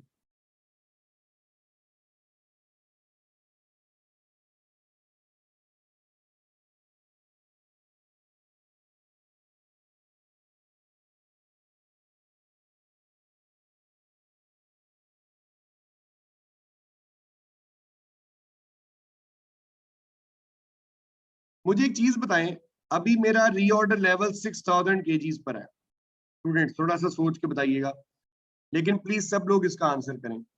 अभी मेरा रीऑर्डर लेवल 6000 kgs पर है। लेटर ऑन अगर कंपनी कहती है कि नहीं 6000 kg तो बहुत कम है, रीऑर्डर लेवल मतलब रीऑर्डर लेवल हमें 7000 kg पे रख देना चाहिए, यानी कि हम अपना रीऑर्डर लेवल बढ़ा रहे हैं। कि पहले हम जब हमारे पास 6000 kg रह जाता था हम तब ऑर्डर करते थे। मैंने अब हमारी कंपनी ने सोचा कि नहीं, 6000 नहीं, आप 7000 kg जब रह जाए तो तब ऑर्डर करें। तो इससे स्टॉक आउट की प्रोबेबिलिटी ज्यादा होगी या कम होगी? स्टॉक आउट होने के चांसेस ज्यादा हो जाएंगे या कम हो जाएंगे? मैं ये कह रहा हूं कि रीऑर्डर लेवल हमारा पहले 6000 kg था, अब हमारा स्टॉक हमने रीऑर्डर लेवल 6000 से कम करके 7000 पे कर दिया। तो मेरा सवाल है कि स्टॉक आउट के चांसेस ज्यादा हो जाएंगे या कम हो जाएंगे रीऑर्डर लेवल बढ़ाने से?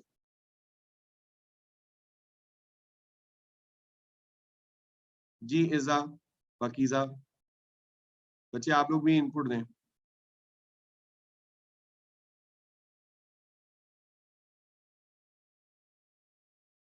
जी, स्टॉक आउट के चांसेस कम हो जाएंगे, स्टॉक आउट के चांसेस कम हो जाएंगे।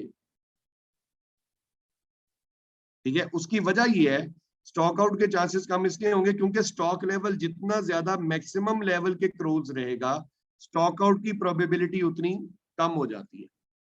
तो अगर हम स्टॉक लेवल रीऑर्डर लेवल बढ़ा रहे हैं, यानी कि हम उसको मैक्सिमम लेवल के तरफ बढ़ा रहे हैं ना, इंक्रीज कर रहे हैं, क्लोजिंग मैक्सिमम लेवल के क्लोज कर रहे हैं, तो इससे स्टॉक आउट की प्रोबेबिलिटी बढ़ना शुरू हो जाएगी।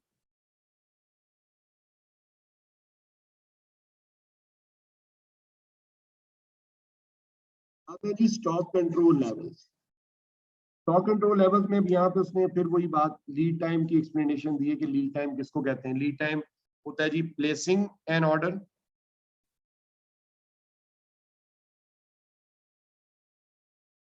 And receiving goods.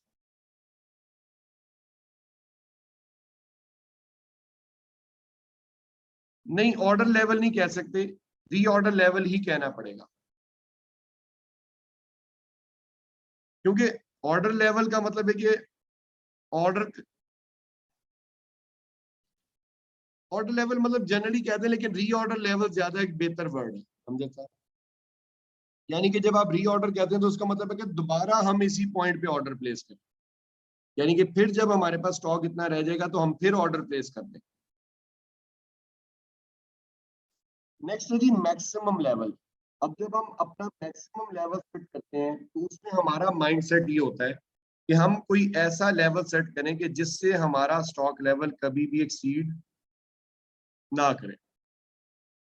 एक मैक्सिमम लेवल इस तरह का सेट करें कि जिससे हमारा स्टॉक लेवल कभी भी एक्सीड ना करे, उसको हम कहते हैं कि ये हमारा मैक्सिमम लेवल है। एक मैक्स क्वांटिटी जिससे हमारा स्टॉक लेवल कभी भी एक्सीड नहीं करना चाहिए, उसको हम कहते हैं कि ये हमारा मैक्सिमम लेवल। अब जब हम मैक्सिमम लेवल सेट करते हैं तो उसमें हम लोग करते ही हैं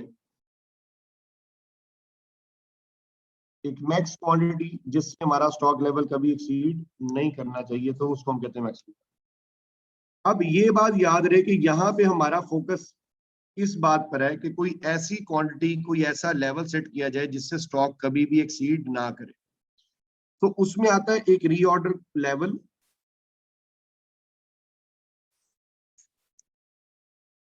reorder level plus reorder quantity, इन दोनों को हमने ऐड किया। अब वेरी इंपॉर्टेंटली ये माइनस हो रहा है, क्या? Minimum usage into minimum lead time. क्यों हमने यूजेज मिनिमम क्यों लिया? देखो जरा, मैं दोबारा चार्ट में आपको लेके चल रहा हूँ, ग्राफ में देखो। अब मेरी बात सुनो, हमने इस पॉइंट पे पहुंच के ऑर्डर प्लेस किया, हमने इस पॉइंट पे पहुंच के ऑर्डर प्लेस किया। अब जब तक ऑर्डर नहीं आएगा तब तक हम ये वाली क्वांटिटी यूज कर रहे हो, यानी कि री ऑर्डर लेवल पे पहुंच के जब हमने ऑर्डर प्लेस कर दिया तो जब तक ऑर्डर नहीं आएगा हम इस क्वांटिटी को यूज करते रहेंगे, जब तक हमें हमारा ऑर्डर रिसीव नहीं होता तब तक हम इस क्वांटिटी को यूज करते रहेंगे। ऐसे ही है। अब मुझे एक चीज बताओ, अगर इस दौरान ऑर्डर प्लेस करने के बाद हमारा यूजेज ज्यादा हो, देखो जब ये हमें हमारा ऑर्डर मिलेगा तो हम स्टॉक लेवल फिर से कहां पे चला जाएगा? मैक्सिमम पे। ये बात तो क्लियर है ना? जैसे ही हमें हमारी सप्लाई मिलेगी, हमारा स्टॉक लेवल फिर मैक्सिमम लेवल पे चला जाता है, क्योंकि हमने ऑर्डर इस तरीके से किया हुआ कि जब ऑर्डर रिसीव हो तो स्टॉक लेवल फिर मैक्सिमम पर चला जाए। अब जब हमने रीऑर्डर लेवल पे पहुंच के ऑर्डर प्लेस किया, तो अगर इस दौरान मेरा मटेरियल ज्यादा तेजी से कंज्यूम हो रहा है, ज्यादा इस्तेमाल हो रहा है, तो मुझे ये बताओ कि क्या अब इस बात के ज्यादा चांसेस हैं कि स्टॉक लेवल जो है वो मैक्सिमम लेवल से एक्सीड कर जाएगा, या जब इस दौरान मैं थोड़ा मटेरियल इस्तेमाल कर रहा हूँ तो तब इसके ज्यादा चांसेस हैं कि मैक्सिमम लेवल से एक्सीड करेगा ऑर्डर रिसीव करने के बाद?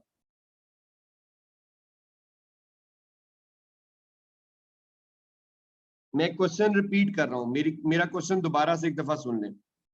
मैं ये कह रहा हूं कि हमने इस पॉइंट पे पहुंचे, रीऑर्डर लेवल पे हमने 5000 केजीज का ऑर्डर प्लेस कर दिया, हमने 5000 केजीज का ऑर्डर प्लेस कर दिया। अब जब तक ऑर्डर नहीं आता तो हमने ये वाली क्वांटिटी जो है इसको यूज करना शुरू कर। अब मैं ये कह रहा हूं कि ऑर्डर प्लेस करने के बाद अगर हम मटेरियल ज्यादा तादाद में, ज्यादा क्वांटिटी में इस्तेमाल करना शुरू कर दें, तो क्या सप्लाई मिलने के बाद जब स्टॉक लेवल फिर से, तो क्या इस सिचुएशन में इस लेवल से, मैक्सिमम लेवल से एक्सीड करने की प्रोबेबिलिटी ज्यादा होगी, या इस दौरान अगर हम थोड़ी क्वांटिटी इस्तेमाल करेंगे तो फिर ज्यादा जरूरी हो? मैं ये बताना चाह रहा हूं कि हमने जब मैक्सिमम लेवल सेट करना है तो हमने वो लेवल इस तरह का सेट करना है कि जिससे हमारा स्टॉक लेवल कभी भी एक्सीड ना करे। यानी कि इसमें हम मोहतात किस बात पर हो रहे हैं कि कोई मैक्सिमम लेवल इस तरह सेट किया जाए कि हमारा स्टॉक लेवल कभी भी उससे एक्सीड ना करे, यानी कि कभी भी उससे एक्सीड कर ही ना सके।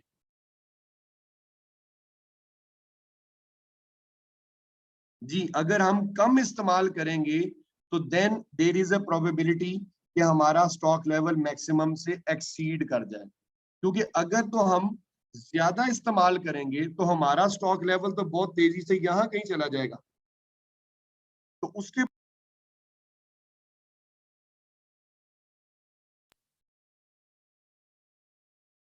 ओके। अब अगर इसके बाद मैं, मुझे ऑर्डर मिल भी जाए, अगर मैंने ज्यादा इस्तेमाल किया तो ऑर्डर मिल भी जाए तो वो कहीं यहाँ पे पहुंचेगा, फॉल करेगा, मैक्सिमम तक नहीं जाए। लेकिन अगर मैंने थोड़ी क्वांटिटी इस्तेमाल की हो, तो थोड़ी क्वांटिटी इस्तेमाल करते करते हो सकता है मैं अभी सिर्फ यहीं तक ही पहुंचाऊं, तो ऑर्डर मिल गया तो ऑर्डर तो फिर यहाँ पे पहुंच जाएगा। सो कम इस्तेमाल करने से स्टॉक आउट के चांसेस ज्यादा हैं, मैक्सिमम लेवल से क्रॉस करने की प्रोबेबिलिटी ज्यादा है। मेरी बात समझ में आई या नहीं आई?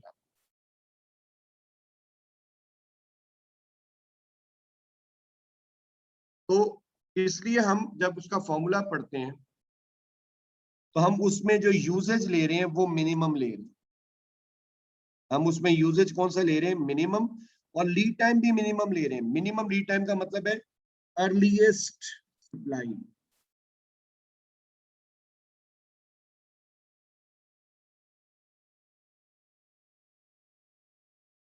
अर्लीस्ट सप्लाई टाइम, यानी कि शॉर्टेस्ट जो टाइम उसका सप्लायर ने आपको आज तक जितना क्विक सर्विस दी है, ये वो है।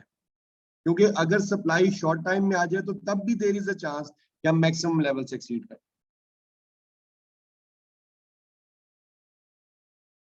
नहीं, वो तो कम हो जाएंगे, लेकिन पॉइंट ये है कि मैक्सिमम लेवल से हम एक्सीड नहीं कर सकते। हमने मैक्सिमम लेवल इस तरह सेट करना है कि जिससे हमारा स्टॉक लेवल कभी एक्सीड ना करे, या हम उससे ज्यादा अपना स्टॉक लेवल बढ़ा नहीं सकते, क्योंकि उससे ज्यादा बढ़ाने के ऊपर हमें फिर एक्स्ट्रा होल्डिंग कॉस्ट पड़ती है फालतू की। तो हम जो अभी चीज करना चाह रहे हैं वो ये है कि कोई ऐसी क्वांटिटी अपने पास होल्ड की जाए जिससे हमारी होल्डिंग कॉस्ट भी बहुत ज्यादा ना बढ़े, और जो हमारे स्टॉक आउट कॉस्ट है वो भी मिनिमाइज हो जाए। जी ऑब्वियसली तारिक साहब, अंदाजे से हम अपने पास्ट जो एक्सपीरियंसेस हैं उसकी बेस पर करेंगे। जी गॉट इट। वो क्लियर है?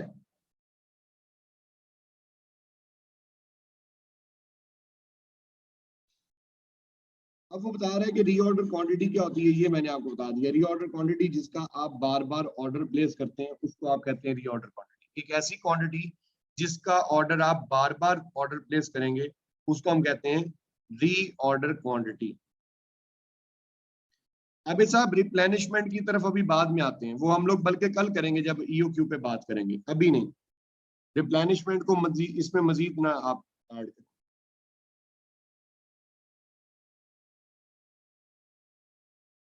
अच्छा, अब है जी इसके अंदर स्टॉक कंट्रोल लेवल्स में फाइनली हमारा मिनिमम लेवल।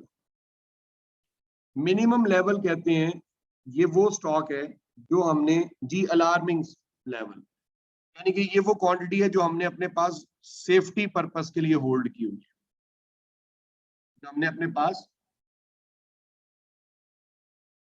सेफ्टी पर्पस के लिए होल्ड की हुई है, किसी इमरजेंसी सिचुएशन को हैंडल करने के लिए सेव की हुई है, उसको हम कहते हैं कि ये मिनिमम लेवल।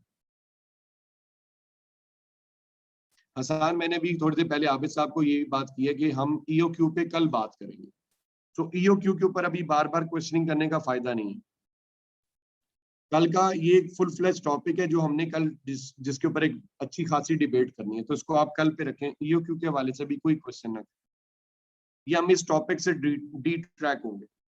मिनिमम लेवल यानी कि एक वो क्वांटिटी जो हमने हर वक्त अपने पास होल्ड रखनी है उसको हम कहते हैं ये हमारा मिनिमम लेवल। मिनिमम लेवल जब हम कैलकुलेट करते हैं तो उसका फॉर्मूला होता है reorder level minus average usage into average lead time. Average usage into average lead time.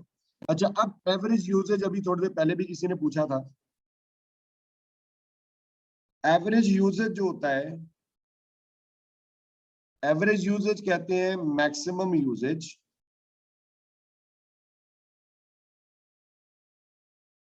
अगर गिवन ना हो तो फिर ये कैलकुलेट करना, अदरवाइज जो उसने बता दिया फिर वही यूज करना, चाहे वो आपके इक्वेशन से मैच करे ना करे। लेकिन ये कि अगर क्वेश्चन में एवरेज यूजेज गिवन नहीं है तो वो आप इस फॉर्मूले से निकाल सकते हैं, लेकिन अगर उसने आपको एवरेज यूजेज बता दिया हुआ है तो फिर उसी की बात हरफे आखिर है, वही आपने यूज करनी।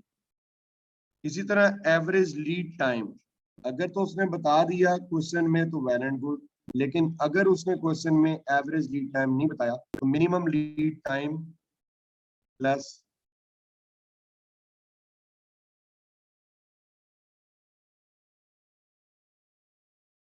Maximum lead time plus minimum lead time divided by 2, इससे हमारे पास एवरेज लीड टाइम निकल आएगा।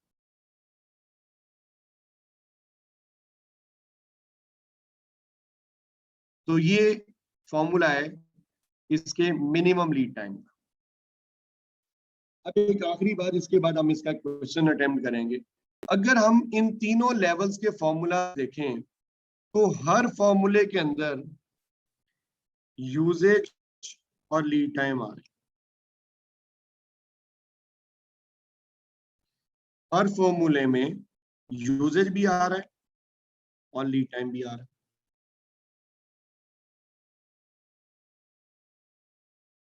हर फॉर्मूले के अंदर यूजेज भी आ रहा है और लीड टाइम भी आ रहा है।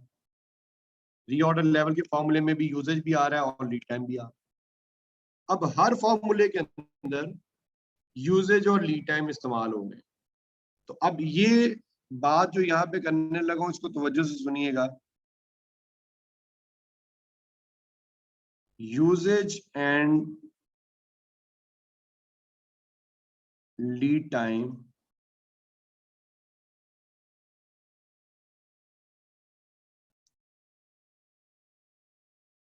should be kept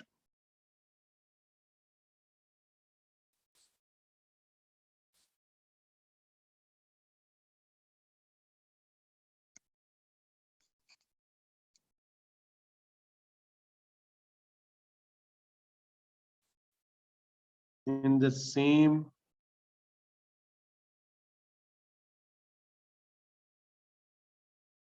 time period, in the same time frame कहना चाहिए, in the same time frame या in the same time context, इनका सेम टाइम फ्रेम होना चाहिए। कैन इस बात का मतलब ये है, अगर हमारे पास यूजेज पर डे है तो फिर हमारा लीड टाइम भी डेज में होना चाहिए। अगर हमारा यूजेज पर मंथ है तो फिर हमारा लीड टाइम भी मंथ्स में होना चाहिए। अगर हमारा यूजेज पर वीक है तो फिर लीड टाइम भी वीक्स में होना चाहिए। अब यहाँ पे एक छोटी सी इंफॉर्मेशन है, ये तो आप लोगों को पता ही है लेकिन मैं यहाँ लिख देता हूँ। 1 year is equals to 365 days. 1 year is equals to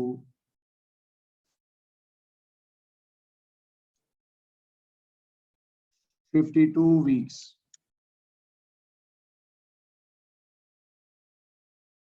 1 year is equals to 12 months. इसी तरीके से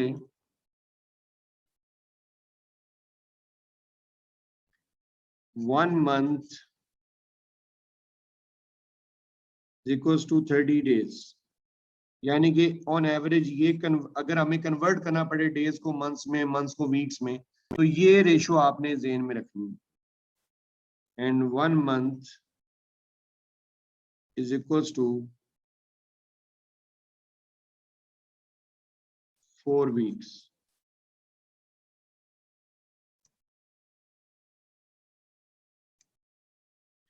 And 1 week is equals to 6 days. 1 week is equals to 6 days. ये कन्वर्जन के लिए मैंने आपको डाटा बताया कि जब आप डेज को मंथ्स में, मंथ्स को वीक्स में कन्वर्ट करने लगे तो ये चीज आपने अपने ज़हन में रखी।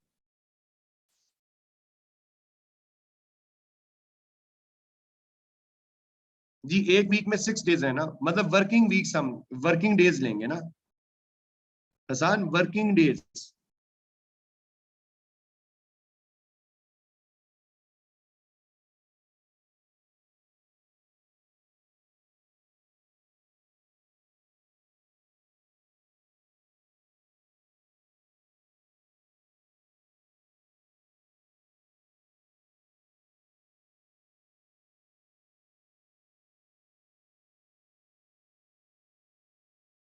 क्या मतलब आबिद साहब?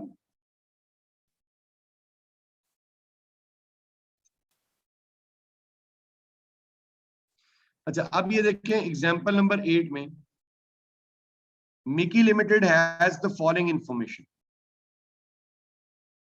मिकी लिमिटेड के पास ये इंफॉर्मेशन है।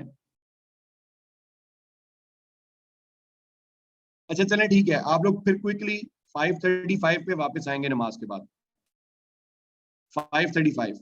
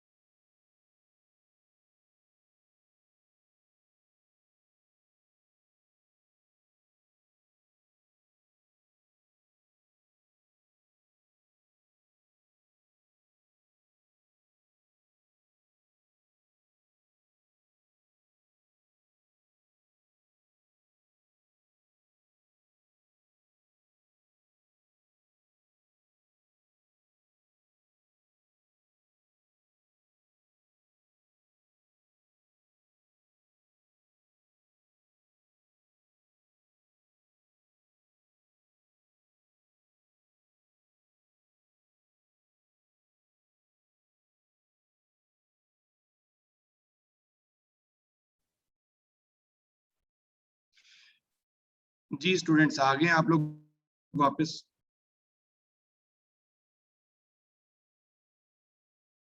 जी इसको सॉल्व करते हैं इस एग्जांपल को। कह रहा है Mickey limited has the following information. कह रहे हैं कि the reorder quantity is 2500 units, यानी कि हम जितने नंबर ऑफ यूनिट्स का दोबारा ऑर्डर प्लेस करते हैं वो 2500 है। यूजेज पर मंथ, एक महीने में हम कितनी क्वांटिटी का जो है वो इस्तेमाल कर लेते हैं, 1000 यूनिट्स यूज कर लेते हैं, ये हमारी मैक्सिमम यूजेज है। और मिनिमम यूजेज इज 700 यूनिट्स, और कम से कम हम 700 यूनिट्स यूज करते हैं। सो उसने आपको मैक्सिमम यूजेज भी बता दिया और मिनिमम यूजेज भी बता दिया। अब वो कह रहे हैं द एक्सपेक्टेड लीड टाइम, यानी कि एक सप्लाई मिलने में जो आपका मैक्सिमम टाइम लगता है वो 8 वीक्स है, और जो मिनिमम लीड टाइम है डेट इज 4 वीक्स। जो मिनिमम लीड टाइम है वो कितना है, 4 वीक्स। अच्छा अब पॉइंट ये है कि यहाँ पर जो नोट करने वाली बात है स्टूडेंट्स, वो ये कि उसने आपको यूजेज मंथली बताया है, जबकि लीड टाइम उसने आपको वीक्स में बताया।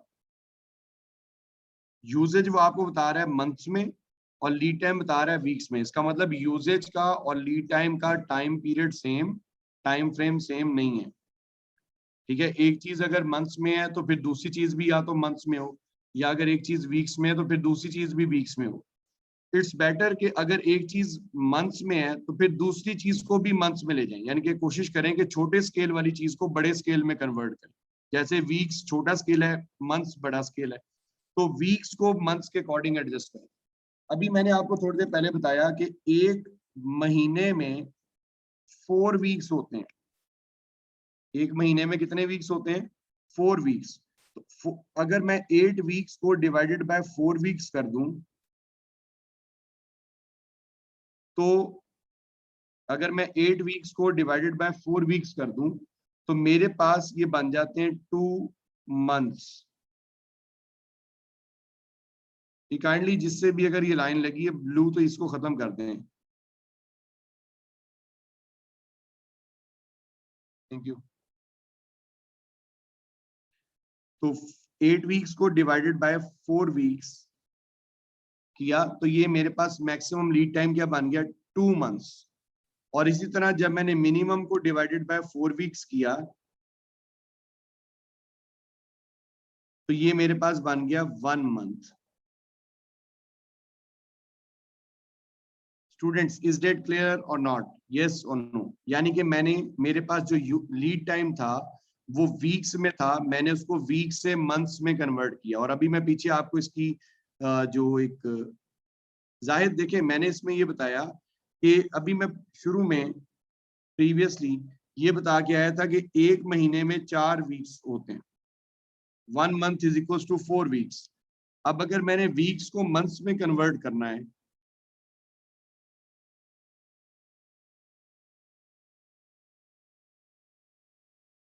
तो प्रोसीजर विल बी कि मैं क्या करूंगा, 8 वीक्स हैं, एक महीने में 4 वीक्स होते हैं, तो 8 वीक्स को डिवाइड किया 4 वीक्स से तो मेरा मैक्सिमम लीड टाइम मंथ्स में कन्वर्ट हो गया 2 मंथ्स। और मिनिमम उसका जो लीड टाइम था that was 4 weeks divided by 4 weeks, तो इसका मिनिमम लीड टाइम क्या बन गया, 1 मंथ।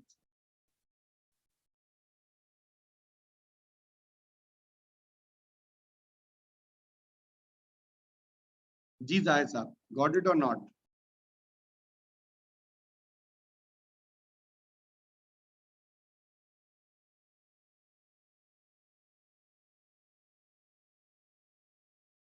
अब इसमें हमने चूंकि तीनों लेवल्स निकालने, रीऑर्डर लेवल भी, मैक्सिमम भी, मिनिमम भी, तो क्वेश्चन में एवरेज यूजेज गिवन नहीं है, तो पहले हम एवरेज यूजेज निकाल लेते हैं।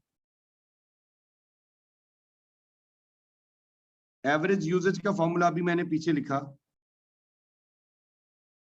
Maximum usage plus minimum usage divided by 2। तो मेरे पास जो एवरेज यूजेज आता है इसका वो बन रहा है 850 यूनिट्स। एवरेज यूजेज बन रहा है 850 यूनिट्स। इसी तरीके से अगर हम इसका एवरेज लीड टाइम निकालें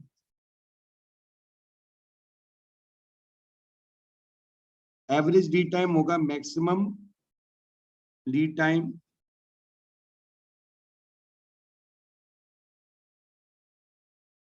minimum lead time divided by 2, और ये इक्वल आएगा 1.5 मंथ्स के। ये इक्वल आएगा किसके? 1.5 मंथ्स के। अब हमने ये तीनों चीजें कैलकुलेट करनी है, मैक्सिमम लेवल, रीऑर्डर लेवल और मिनिमम लेवल। ये आई थिंक ये क्वेश्चन, इसकी आप एक पिक्चर ले लें जरा जल्दी से, ताकि नेक्स्ट स्लाइड में कर रहा हूं ताकि उसका सोल्यूशन कर सकूं।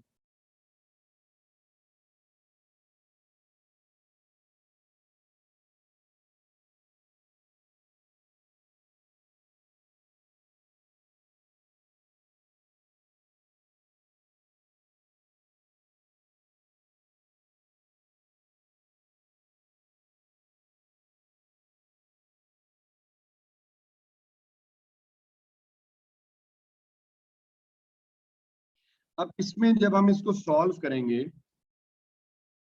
तो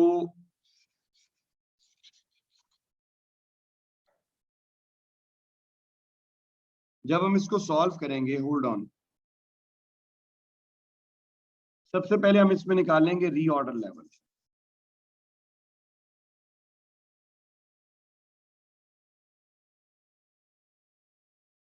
रीऑर्डर लेवल का फॉर्मूला क्या है?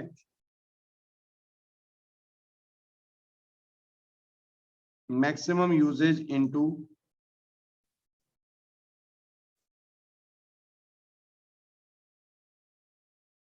Maximum lead time. अब मैक्सिमम यूजेज उसने क्वेश्चन में बताया 1000 यूनिट्स का, इनटू मैक्सिमम लीड टाइम उसका था 2 मंथ्स। तो हमारा रीऑर्डर लेवल बन गया 2000 यूनिट्स। हमारा रीऑर्डर लेवल बन गया 2000 यूनिट्स। अब इसके बाद है maximum level.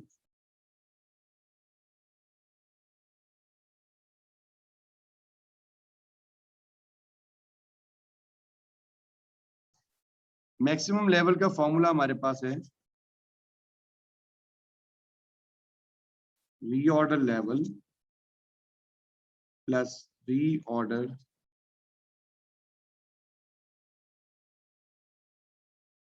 Quantity minus minimum usage into minimum lead time. अब रीऑर्डर लेवल हमने निकाला 2000 यूनिट से,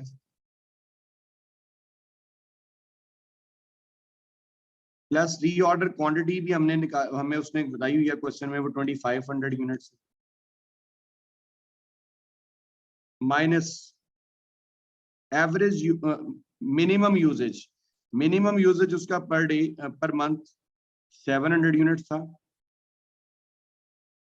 into minimum lead time 1 month.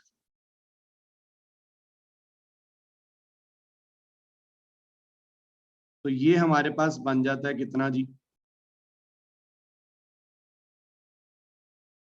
3800 units.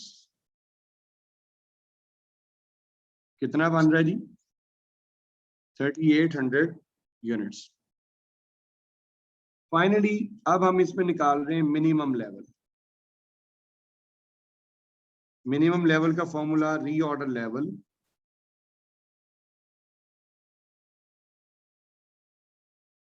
Minus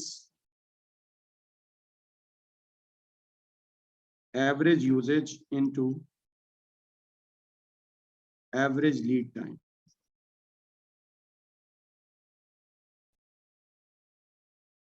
अब reorder level is 2000 units minus average usage उसका था 850 यूनिट्स का।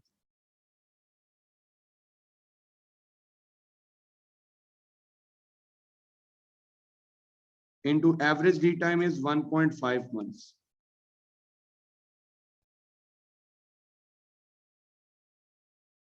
तो मिनिमम लेवल उसका बन जाएगा 725 यूनिट्स।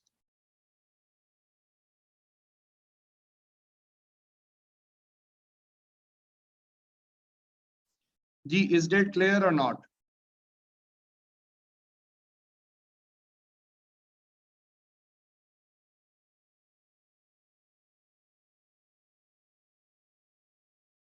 आज के लिए यहीं पे जी इसको वाइंड अप कर रहा हूँ। कल यहीं से इंशाल्लाह स्टार्ट लेंगे। ओके जी, कल मुलाकात होती है आप लोगों से। अल्लाह हाफिज जी।